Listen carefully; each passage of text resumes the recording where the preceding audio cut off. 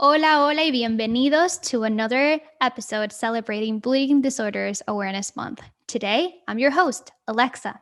And if you follow us and you listen to our podcast, you probably heard my previous podcast episode where I talked about diversity and inclusion and what that looks like for the bleeding disorders community.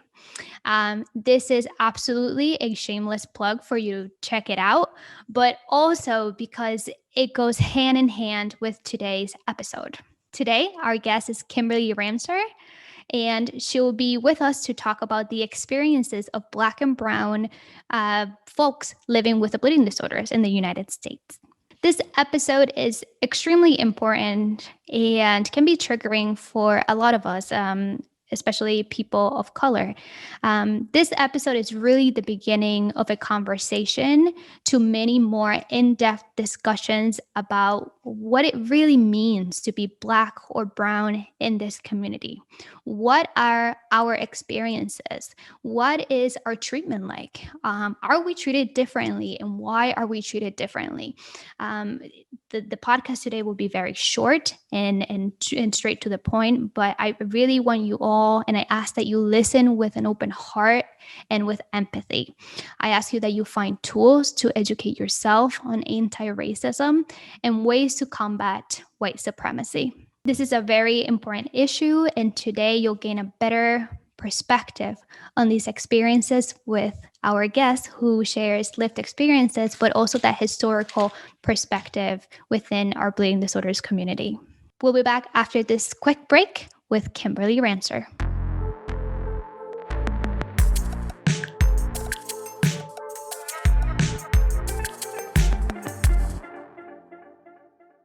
Today is a very special day, although every day is special. But we have with us someone that I really look up to, my dear friend, Kimberly Ramseur. She is the Senior Manager for Policy and Advocacy at HFA, at the Hemophilia Federation of America. She is also an advocate for health equity. She is a public health professional and an attorney. I hope I didn't miss anything, Kimberly. Welcome. It's so good to have you here. Thank you so much, Alexa. I'm very glad to be here to speak with you today. Awesome. So let's get started. Kimberly, can you just share what is your connection with the bleeding disorders community? Yes, I am a hemophilia auntie, cousin, and niece.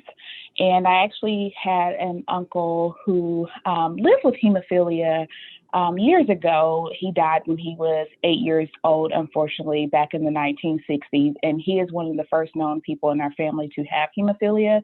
So that's where, our family history starts. But I've had a long history with the community, especially starting after my nephews were born and really getting into advocacy work through our local state hemophilia chapter. It's so devastating to hear about your uncle, and I'm really sorry to hear that. And I would love to kind of like expand on that a little bit more. And you as a Black woman, your family as Black individuals in America living with a bleeding disorder, can you talk a little bit more about what their experiences are like and what the experiences for people of color are like living with a bleeding disorder in the United States? Yeah, one, I'll say it depends on where in history you start. One of the first known cases, hemophilia within the community goes back into the 1800s. It's something that I didn't know until I started doing my own research. But even then, the challenges for Black people getting that diagnosis was, just really difficult because a lot of researchers at the time felt like hemophilia was one of those rare bleeding disorders that only white individuals could get. So that first person back in the 1800s, even their diagnosis was challenged in that they couldn't have been a person who was of pure Black ancestry. And so it wasn't until the 1930s that they actually had the first person who they deemed as pure Black ancestry to have hemophilia. So even if, you exhibited all the signs and symptoms of having a rare blood disorder, they would still challenge it. So that held up a lot of proper diagnosis, and, subsequent treatment. And you got to think back in the day also when you had the Supreme Court case, Plessy versus Ferguson, that established separate but equal. That meant you had separate but equal healthcare systems. So a lot of people had challenges again with getting diagnosis and getting proper treatment. And just fast forward to now, while we are doing considerably better than we did back in the day, we still do have those challenges when it comes to diagnosis. And just thinking outside of hemophilia, other rare disorders like von Willebrand's disease, there's testing issues there where some tests do not account for race. And that does, throw off, the count for factor levels, and it will essentially throw off diagnosis. So even if you are exhibiting the signs and symptoms, again, you are not properly diagnosed, which poses a barrier to your treatment. And one of the other things, as opposed to, white members in our community that are dealing with rare blood disorders are, just dealing with inhibitors. A lot of times, you see an increased number of inhibitors in our community for Black and Brown individuals because of just, how our bodies react to the treatments, how our bodies are designed. And so, that is, just when it comes to diagnosis and treatment, those are some of the issues that do pose issues for the community as opposed to other white individuals who do live with rare bleeding disorders. So it is safe to say that the experiences of white people with bleeding disorders is very different to the experiences of people of color in this country. Yes, that is correct. And I feel like, especially nowadays, we hear a lot of people in the community or even white folks who are saying, we want to do better. We want to change what the inequity. We want to work towards making sure that the health care system is more equitable for Brown and Black folks. But what does that really look like? I feel like we say it, but there are no action steps. So Kimberly, can you just tell us what are some concrete ways in which we can really do better and work towards a more equitable healthcare system for Brown and Black folks? Well, I start off by doing what we're doing right now. It's just communicating and talking about the issues.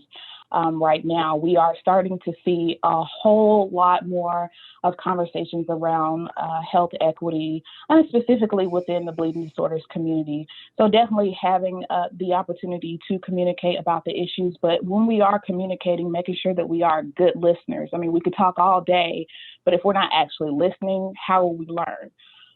The next thing I would say is just educating, and that goes to the being a good listener and learning. The more you know, the more you talk, the more you know, the more you learn. And so just educating the community on all the issues that are impacting our community, and, just talking about the issues specific to, underrepresented communities. And the last thing, once we are educated on the issues, naturally, my next step in my head would be advocating.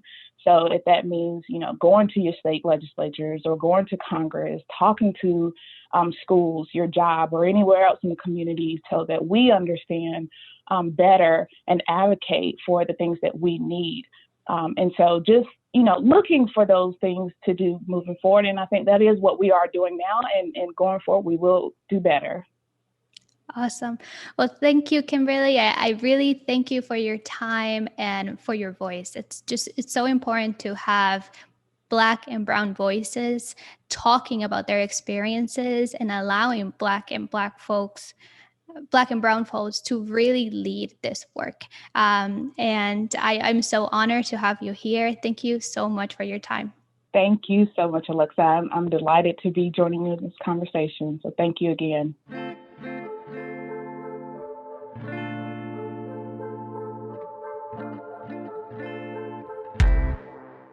Gracias, Kimberly, for being with us.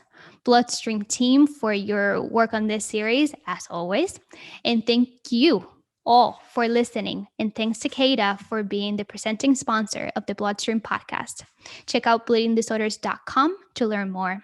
And that is all for this episode. Eso es todo, se acabó.